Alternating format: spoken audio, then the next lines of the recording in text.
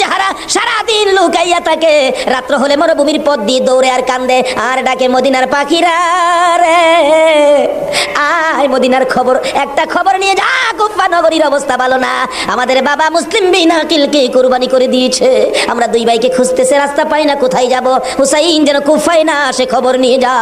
এভাবে একদিন এক রাত, দুই দিন দুই রাত, 3 দিন পার হইয়া 3 রাত্রের বেলা দুইটা ভাই একটা খেজুরের বাগানের মধ্যে বসেছিল, রাত্রে দৌড়াবে মদিনায় যাবে, কিন্তু পেটের খিদা, পানির পিপাসা, আর হাঁটতে পারে না। ছোট ভাইটা বড় ভাইয়ের গলায় ধরে কাঁদতেছে, ভাই কলিজা শুকাইয়া গেছে রে, একটা কাজ সামনে যাইতে পারবো না।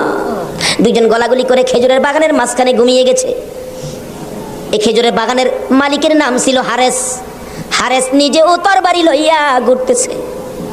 সকালবেলা হারেসের বিবি যাই বাগান দেখবে, যাইয়া দেখে বাগানের মাঝখানে সাপ বিচ্ছুর ভয় থাকে, কিন্তু এই ভয়ের মাঝখানে দুইটা পূর্ণিমার চাঁদের মতো সন্তান ঘুমাইয়া রইছে।